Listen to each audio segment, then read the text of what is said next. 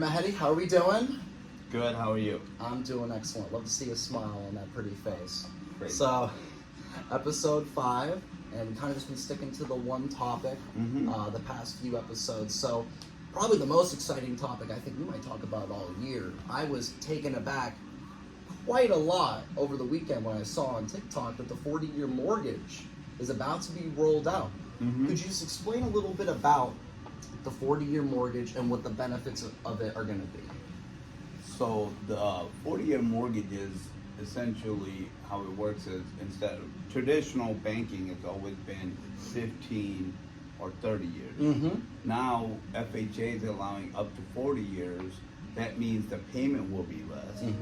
And it makes borrowers have more affordability on houses. Yeah. So if you go with the 40-year mortgage, you'll have a lesser payment. Of course, it amortizes the loan over 40 years, but it is still it's a benefit. Definitely a benefit for people that's wants the homeownership, can't have doesn't because of the rise in interest rate with inflation, with the monthly payments on everything going up. This helps certain borrowers. Sure. So, who do you think this is going to benefit the most? Now, I'm assuming the younger generation is what you're thinking, but no, I think it's more of a social, economical class. It will help definitely borrowers that are cash strapped, that's living check to check, can't afford a 30-year mortgage right now, can't afford a mortgage payment because the rates are higher than what we're accustomed to within the last decade. So it will help those borrowers tremendously be able to afford a lower monthly payment. It will increase borrowers. For sure. See, I was thinking just the younger generation. I figured that they had rolled it out for the younger generation in general, just because like we're just like cash strapped in general. I think obviously I have a lot of friends who are my age that say that same thing, that like, they always talk about, buying a home is, unattainable, which we know it's not, obviously. I mean, if you are a little bit cash strapped, you can still get a home, which is probably the biggest thing I've learned in my time since being here. But I figured it was just the younger generation that would benefit the most. But I could definitely see like renters in their 30s and their 40s who haven't really had that chance. This would be really good for them. This creates that opportunity. Heck, if you got a 30-year mortgage right now and you're struggling, refinance into a 40-year mortgage. See, that's cool. That's awesome that you could do that. Especially it's an FHA product though. It's not Fannie Freddie. It's only FHA. Okay. So that makes it better. So when is it rolling out? What do you know the day? In May. I think May.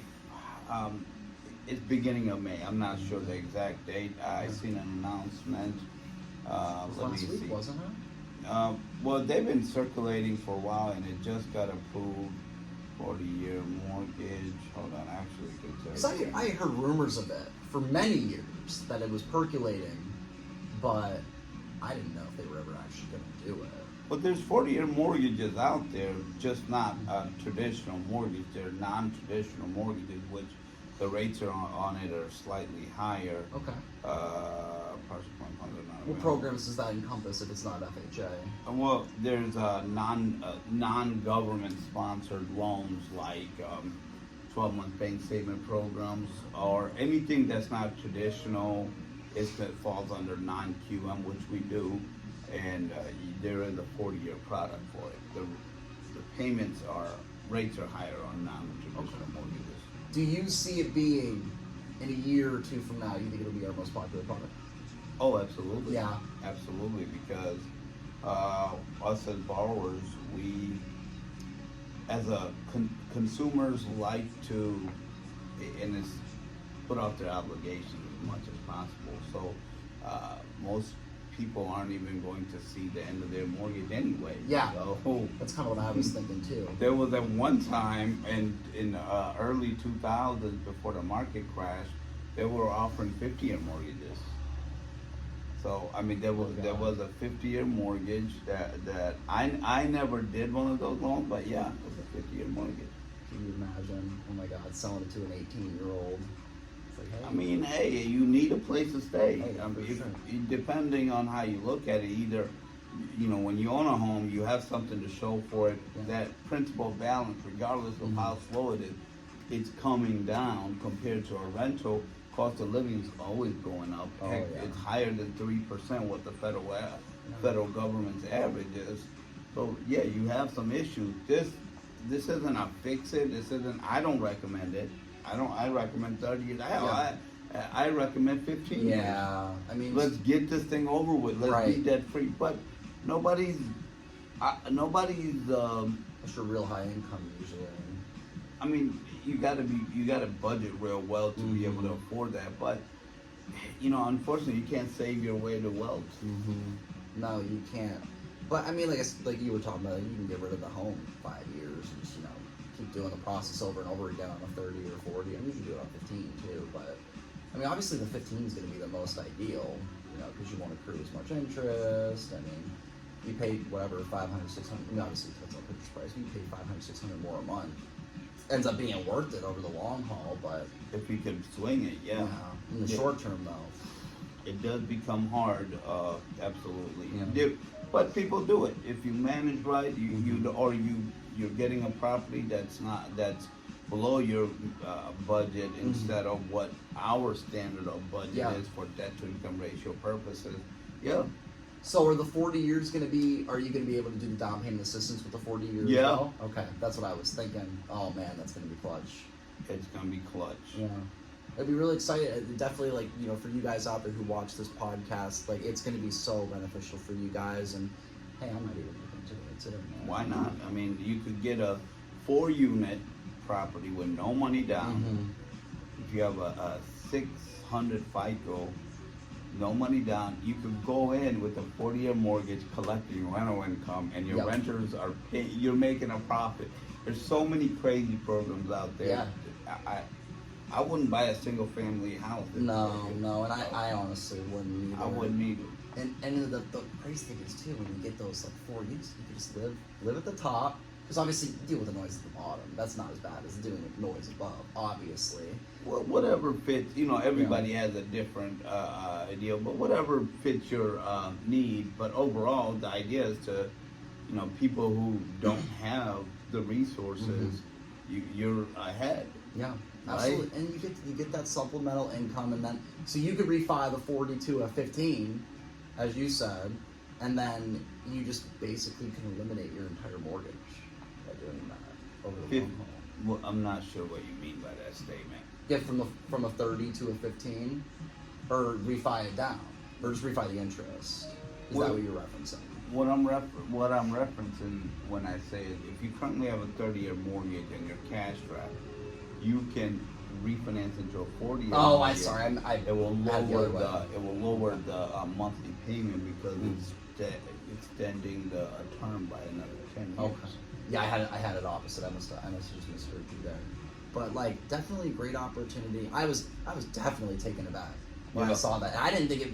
I mean, in January, I had no idea this was coming, and even up to last month, no idea. They've It been was- kicking the idea around for a while, but Yeah. inflation with growing concern of affordability on housing, spiking the federal basis points every quarter. It seems like. Yeah. It's definitely not helping the situation. So current situation. I'm assuming that's how they're just trying to offset it and try to benefit the economy. This is one of the ways that they'll do it. I don't know if it will benefit the economy in regards to. Right now, the government's main focus is inflation, and it has been, even though it's not major talks right now, but inflation has been gradually decreasing, but the administration doesn't really want to also. So there's a tipping point where you have to get housing back going faster, so that's what created the issue on 2008 is the housing market, Yeah.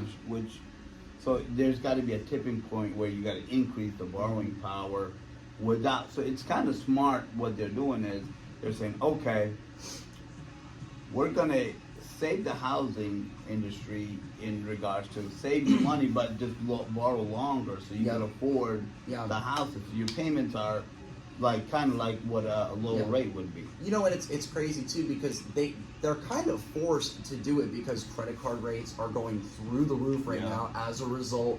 Food prices are crazy right now. Like, I mean, if you still know how to budget well, it's still not like too bad, but still, I mean, No, it's bad. it's bad. It's been bad now for almost a couple of years at this point, and they had to do something for sure. So I'm assuming that was their idea. Well, all right, they can't cool it down too much. Yeah, I don't blame the administration. I mean, they definitely had to do something because inflation is pretty much covered its entire term at this point since the first month or two.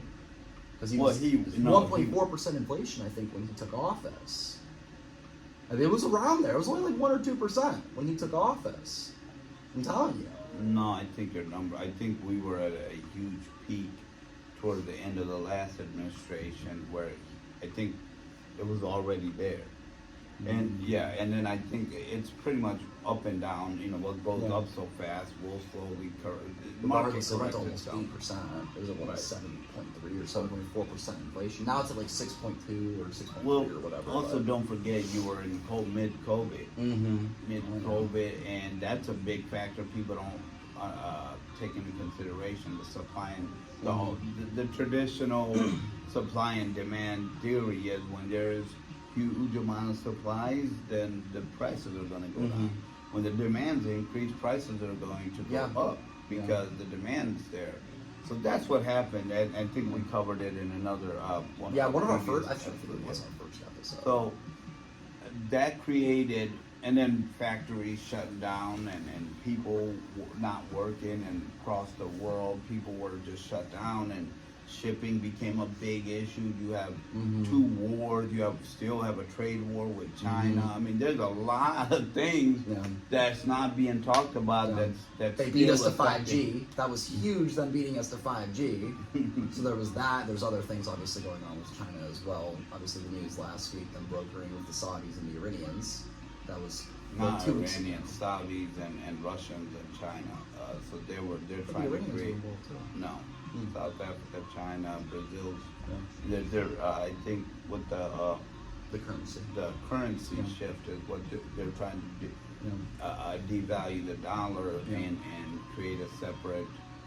But you know, to be determined. See what our government does. Why not? Those are superpower countries, especially with the amount of oil reserves that the Saudis have. Oh, I mean, there's a lot of different things to consider with that, but you know, it's nothing we can control. It's true. Everybody wants, you know, it's we're just where we're at. Our dollar still controls like 62% of the market. Everyone thought the euro was going to overtake us at one point. Really I mean, the United States is embedded in a lot of different ways, embedded in a lot of different ways throughout the country. But I mean, I get it. You know, there's a lot of things that to be determined. Yeah, for sure. Definitely will be determined, and I think we'll end the podcast right there before we go on a 2-hour political banter. I want to thank you, Mehedi. Thank you so much. Thank Episode you. 5. Thank you, guys, and we'll see you next week.